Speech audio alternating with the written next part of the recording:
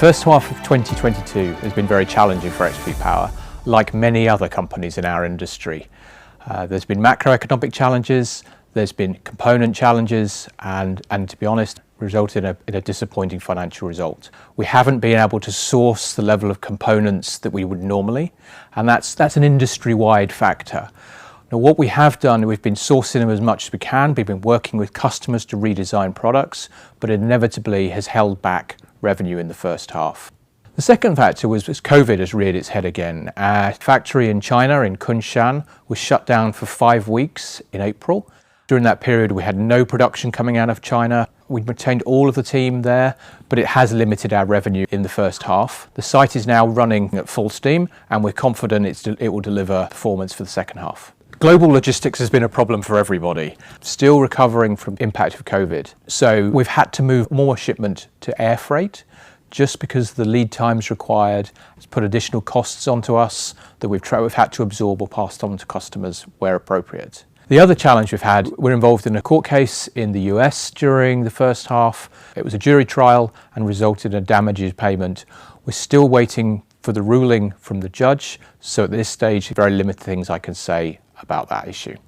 Despite the financial results, we've had exceptional demand ongoing for our products. We've added 2 additional companies to the portfolio, 2 German high voltage businesses, which we're very excited about that high voltage business we're building.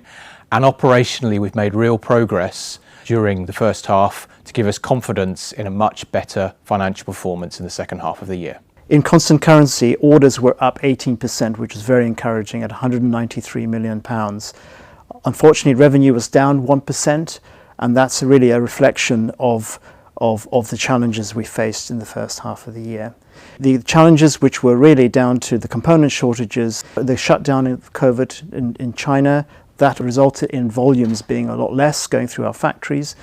The impact of those volumes also had a margin impact on us, and gross and operating margins were clearly impacted by the lower volumes that have come through our factories. But they were also compounded by inflationary challenges as well as the global logistics challenges that we face across the group. That brought the gross margin from 46.6% down to 40.2%.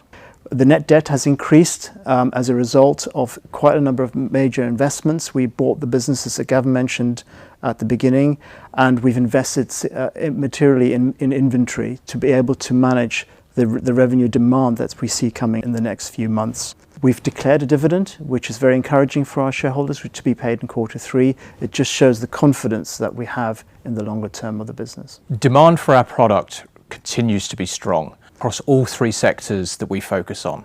Industrial technology, for us, it's driven by innovation. It's things like precision equipment, analytical equipment, it's high-end computing, it's comms. So it's a very, very diverse sector, and we're seeing demand from all aspects of that part of the business. On healthcare, our customers, they've got very strong order books, and with the recovery of operational procedures in hospitals, there's demand for many robotic products or anything in the operating theatre, and that's driving demand for our products. And we see that going forward through 2022 into 2023.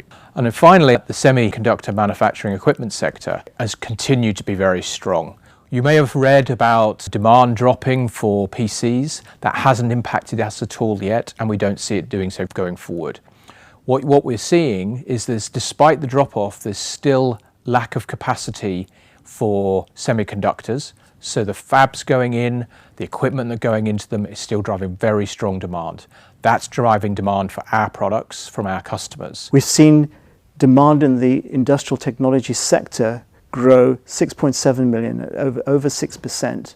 In the first half of the year. This is very encouraging for us. In terms of semiconductor, the demand has remained very, very strong, and we see the growth increasing by £2.1 million in the first half of the year, at another 3% growth on top of where we were a year ago.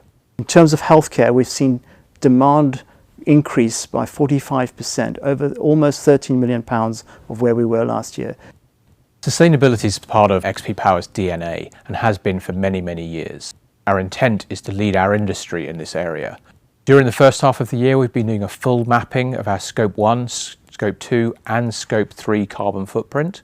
And on the back of that, we're signed up to the Science Based Targets Initiative as we set out commitments going forward. We've very publicly said we want to be carbon neutral by 2040, and as part of the science-based targets, we'll be releasing interim targets that we would look to meet probably around the 2030 area.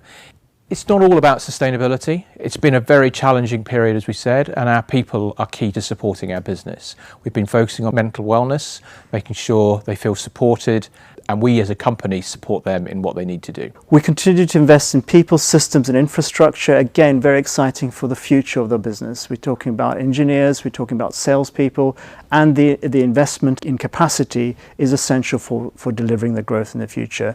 We're investing in a factory in Malaysia and a design engineering center. We've rolled out our enterprise resource system, our ERP system, S/4HANA, SAP, across the group, and particularly now in Asia, the manufacturing sites have been put onto the system.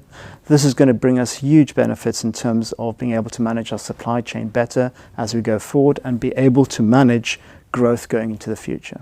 Medium term and long term, we are very, very confident. We start the second half of 2022 with a signed order backlog of 285 million, up from 217 million at the beginning of the year, and that gives us confidence of our performance for the second half. So we expect continued strength in each of our sectors, driving good demand for our products. The supply chain challenges across logistics, across component shortages will abate, and that will ensure we deliver much stronger financial performance in the second half. We see the business being far larger going forward, and we're putting an infrastructure in place to support that growth to make sure we can deliver effectively for our customers.